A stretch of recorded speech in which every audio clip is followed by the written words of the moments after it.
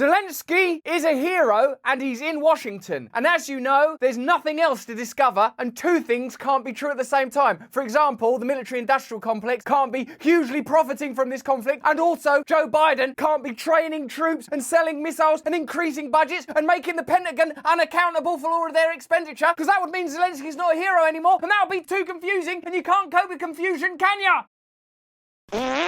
Hello there, you 6 million awakening wonders. Thanks for joining me on this voyage towards truth and freedom. Turn on the notifications now, because the algorithm might be against us. We need you to subscribe to this channel. We make content every day. We're over on Rumble. You can get our content there first, but we're making terrific stuff here. For example, this story. Today, Zelensky is in Washington on some kind of victory tour, high-fiving Tom Cruise of the military type experience. And I know there's some complexity in his backstory, but he's a performer who's become a political leader. One day, maybe, baby. I'm not anti-Zelensky. What I am pro is you being given the complexity of potential ulterior narratives that are not being explained or espoused. Not just unilateral stories of goodies and baddies. Here's a goodie. Yeah! There's a baddie. I just shot myself on the stairs. Can you handle more complexity than that? And if you can't, don't watch this video, because you're going to hear stuff about military-industrial complex profits and lack of accountability that's going to make you question the reality you're presented by our rivals on the mainstream that certain platforms will support. That's why we need you dedicated to us. Let's get into it, shall we? Making his first trip outside Ukraine since Russia invaded, Volodymyr Zelensky. I did that like how Trudeau does it. Hello, Vladimir. Vladimir, oh, I love you. Oh, you're a proper leader in combat trousers. Oh, whenever I put makeup on my face, it is for wrong reasons, not for camo.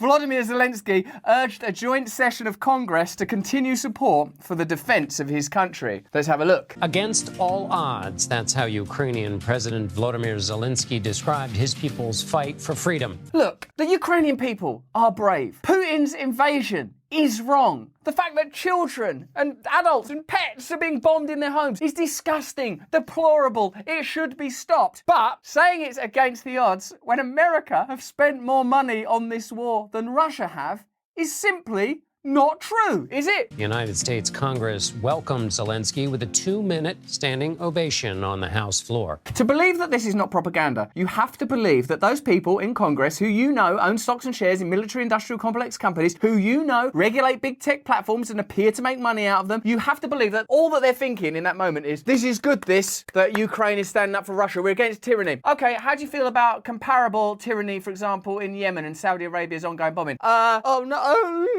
I've forgotten how to clap, right? Because either wars are wrong or they're not wrong. Either tyranny is bad or it's not bad. So this is not an attack on Ukraine. It's not like I don't support Ukrainian people. Of course I do. I don't think there should be a war. I think it's disgraceful that a peace treaty was nearly reached and then Boris Johnson, Prime Minister of our country, the UK, at the time, went and some say dissuaded Zelensky from signing it. We're not criticising Ukraine. We're not criticising Zelensky. We're criticising the corruption that I believe is at play here and the mainstream media's bias supporting. Do you agree with us on this? Let us know in the chat. Let us know in the comments. We expected to hear what President Biden had to say, is that he's proud of the Ukrainian president, that America stands by him, that he will continue to send aid his way to help him fight the Russians. He certainly will be sending aid. $45 billion, an increase of $7 billion on what was originally agreed. And it's very difficult, in my mind at least, to separate an unaccountable Pentagon, we'll tell you more about that in a minute, a profiteering military-industrial complex that takes often 50% of defence budgets for private companies like Raytheon and Lockheed Martin, from what looks like an attempt to reduce the complexity of a potentially terrifying and already injurious and awful conflict. That's all we're saying. And if saying something that seems as sanguine, reflective, and plainly true as that becomes censored and unsayable, that doesn't make me think, oh wow, these people are so certain in the truth that they are annihilating any potential opposition. I think we've experienced stuff like that before, that kind of censorship, and we call it tyranny. Against all odds and doom and gloom scenarios, Ukraine didn't fall. Ukraine is alive and kicking.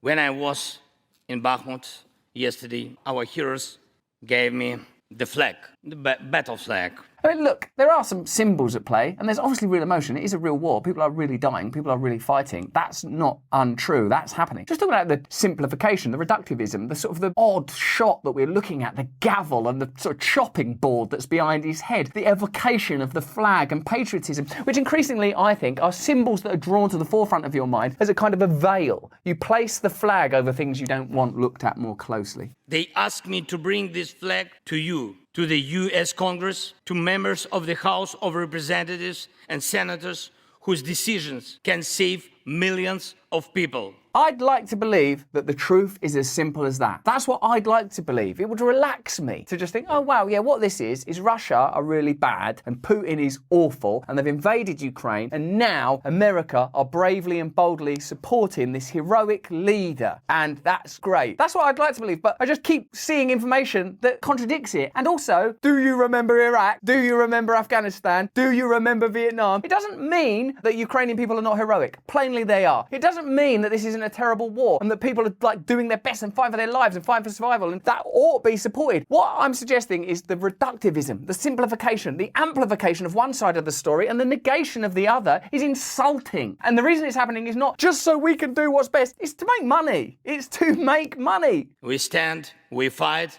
and we will win because we are united. Ukraine, America, and the entire free world.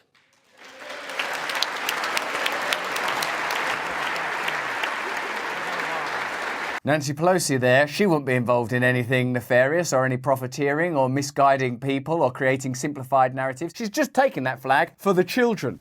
For the children. Oh, Nancy, that's not a good look. Oh, kiss me, baby. If when you're watching that, you feel sort of like pleased and stuff, you've become co-opted by the establishment. That doesn't mean few Ukrainian children are being saved. That means few Lockheed Martin and Raytheon are going to make some money. If you think that those people care more about Ukrainian humanitarian aid than profiteering, then why don't they own stocks and shares in fucking companies that help children? Okay, so let's have a look at some facts. According to reports, House and Senate lawmakers have agreed to an omnibus package, a massive spending bill that includes about $45 billion in new Ukraine aid. That's $8 billion more than what President Biden was reportedly asking for to finish out the year. If it passes, that will mean US assistance to Ukraine in its war against Russia will top out at more than $100 billion for the year. To put this in context, Russia's projected defense budget for 2023 is $84 billion.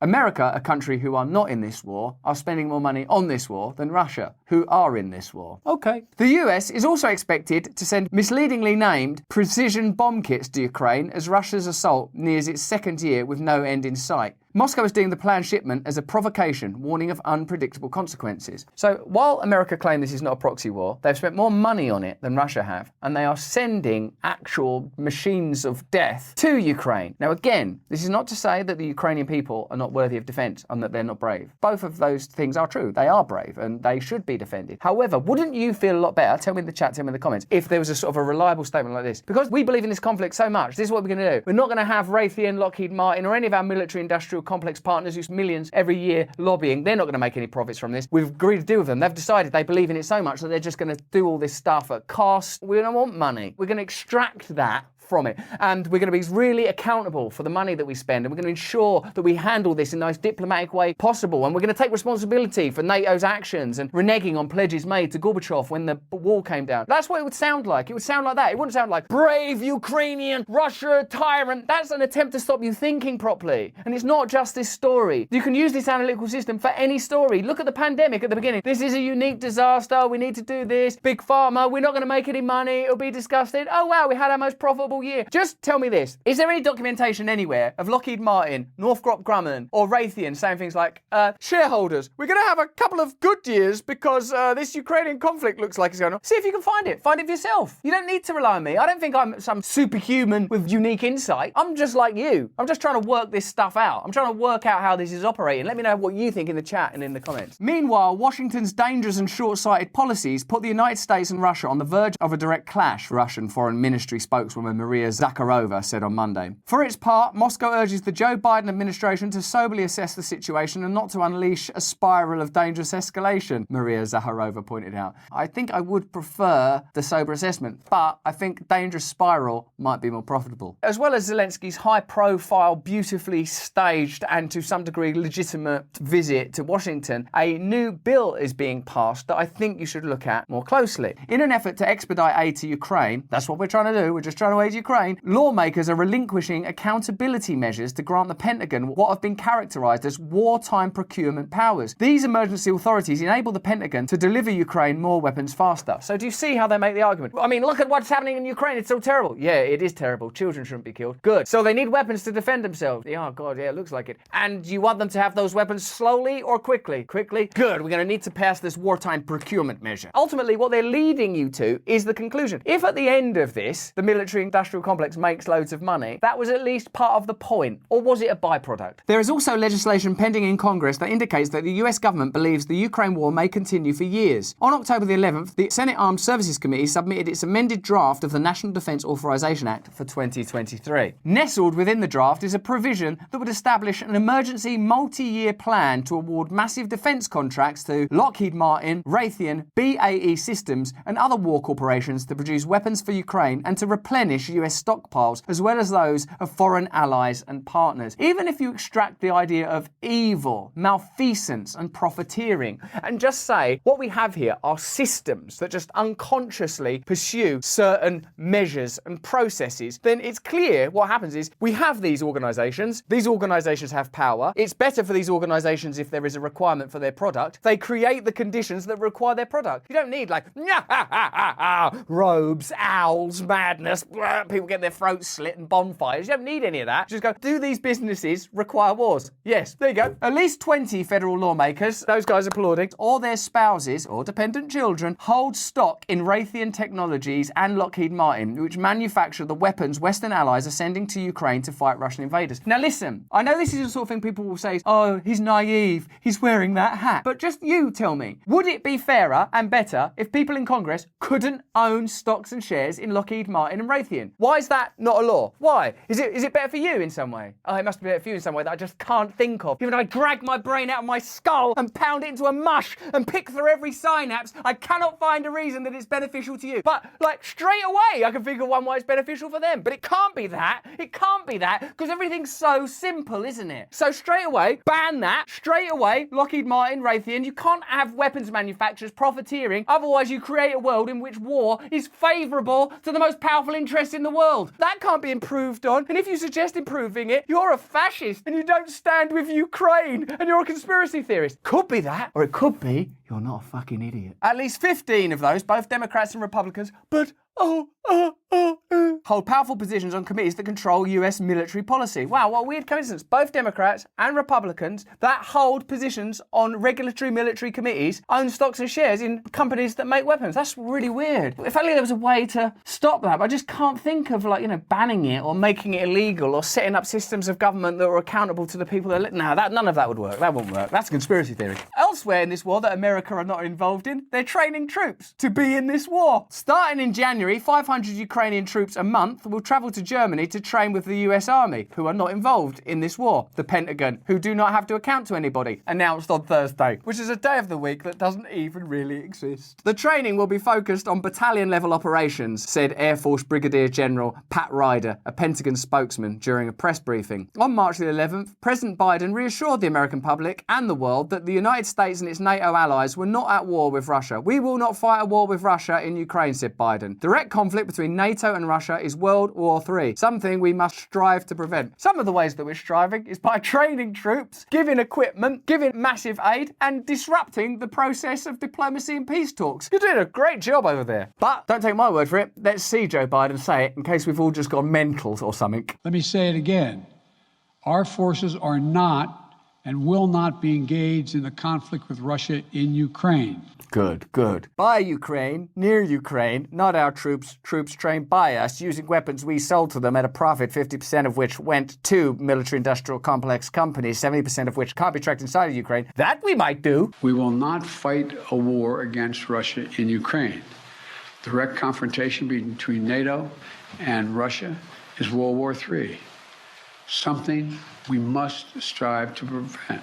Unless, of course, it were to become very profitable and we already had the bunkers, then we probably would do it. Now, we don't need to enter into the world of weird conjecture or conspiratorial pirouettes, because plainly you can see what's happening financially. You can see how the media is presenting this story. You can see what interests are represented within Congress. You can see where your money is going. And because it's your money, they have to have you believe that this is uncomplicated and simple and straightforward. Because otherwise, in a democracy, you might go, hey, I'm not sure that's the best thing to do with my money if it might lead to World War III. Couldn't we come to a diplomatic solution? Is there a way of protecting these children and families that you care so much about that doesn't actually escalate the conflict, leading to more weapon sales, which I know is not part of this and you don't care about that? Could there be a diplomatic solution that we could focus on? Have we got the right people involved? Are we doing everything? Are we including all the information we possibly could? If you're confident that that's the situation, then I guess me and you just see the world differently. But I know that we share a vision. I know that you believe, and I certainly believe, we can create a different world. That's what makes this so frustrating. This is not the best we can do. The values they claim to have, caring about people, stopping war, allowing people to express themselves freely, allowing freedom and truth to thrive, those are the real values. They're using the real values to lie to you. They're hiding bad motives behind good ones. And that's what's driving me crazy. Not totally crazy though. I'm staying on the line. I'm staying sane. I'm staying free. And I want you to stay free with me. If you enjoyed this video, have a look at either of these. Let me know what you think in the chat in the comments. Remember, turn on the notification bell. It's so important that we have a direct connection, because if they come between us, we're doomed, baby.